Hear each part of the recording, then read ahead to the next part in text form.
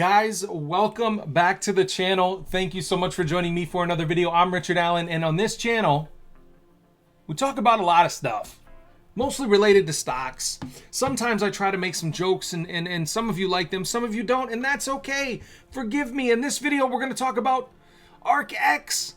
I'm really excited. Here's the deal. They have a brand new SEC filing today that gives us a bit more information as to when this could potentially launch live and we can actually trade ARKX, okay? Now, ARK hasn't come out with a new ETF for a couple years, so this is exciting stuff. And ARKX, I have some information for you that is pretty damn exciting. March 29th is the earliest that ARKX could list, okay? So I have both the SEC filing in front of me that I'm gonna read the entire thing to you. This is 127 pages. No, I'm just kidding. I'm not gonna read the entire thing.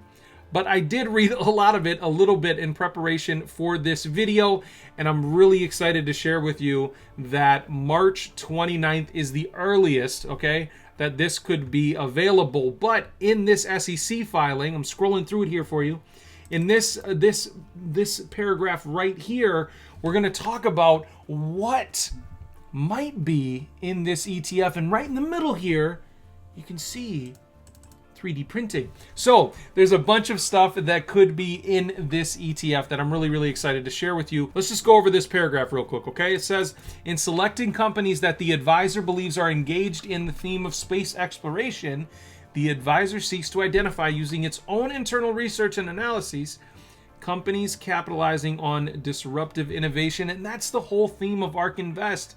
It's investing in companies that are disrupting their sectors, okay? Disruptive innovation.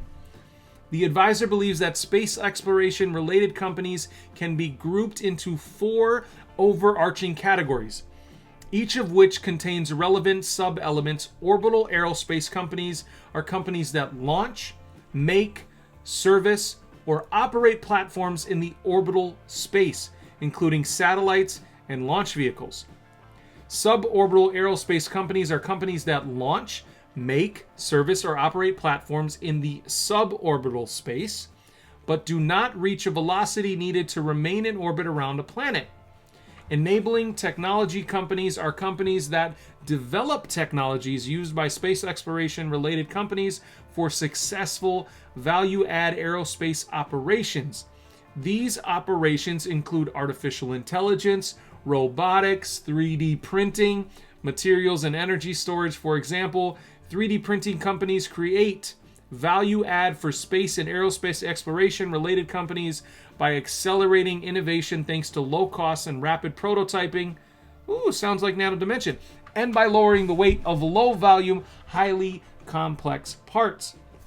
And fourth, aerospace beneficiary companies are companies whose operations stand to benefit from aerospace activities, including agriculture, internet access, GPS, construction, imaging, drones, air taxis, and electric aviation vehicles. For example, agriculture companies utilize technologies advanced by space exploration and innovation, such as satellite imagery. Space exploration is possible due to the convergence of a number of themes. Many of the companies the fund invests in may only have an indirect and not a substantial involvement in the space industry. A space exploration related company may not currently derive any revenue, and there is no assurance that such company will derive any revenue from innovative technologies in the future. What the heck does that mean? There are a ton of space SPACs out there. We have SRAC, SFTW, we have NSH, we have VCAQ. Guys, there's a ton.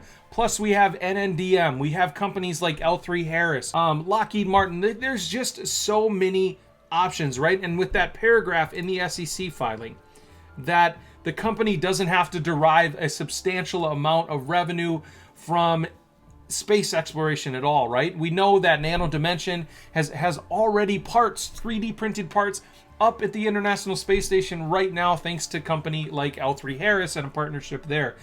Guys, this is a very exciting. I'm actually holding, right now I'm holding SFTW and NSH because they are very close to their net asset value or their NAV of $10 per share, those SPAC prices, right? You have a company like SFTW at $10.44 per share, but it peaked at almost $17.50 per share.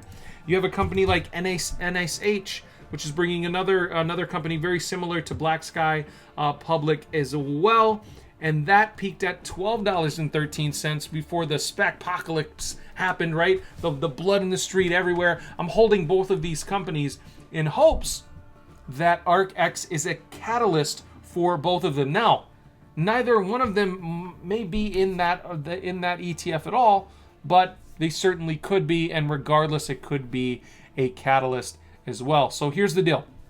When ARKX was announced, a lot of these space companies and SPACs ran up like crazy, and there weren't a ton of them available at that point, but now there are much more. Guys, I'm excited for ARKX to happen. I'm excited for the potential of the couple space SPACs that I'm holding right now to really explode, hopefully back up to those $12, $15, $17 price points, and maybe even higher. So what do you guys think? Are you excited for ARKX? Do you think we're going to see ARKX as soon as March 29th or next week? Or do you think it's going to be a little while? I think it would be really smart for Cathie Wood and Ark Invest and their team to launch ARKX right now while all of the blood is in the street.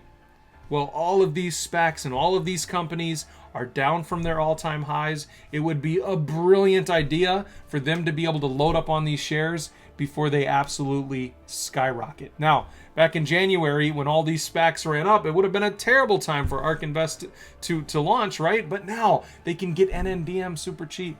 They can get SFTW, SRAC, they can get NSH super cheap right now. Guys, just kind of keep in mind that these times when it's bloody red in the street, it's usually a good time to stock up on your favorite stocks for your long positions. If you're long on some of these companies and you believe in these companies long term, they have good financials, they have a good potential for revenue, they're disrupting their sectors, it may be a good time to load up on these companies for the long haul. Guys, it's still an environment where you can trade, day trade, swing trade. It's just a little tougher to do that.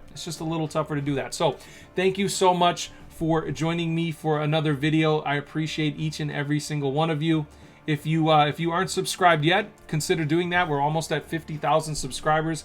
I would absolutely love for you to subscribe. And if you maybe you want to hang out and talk and have a one-on-one connection with me, consider joining the Patreon to support the channel. There's a link down in the description below. We do private live streams and we have a private Discord as well, and I would love to have you over there. Thank you so much for joining me for this video.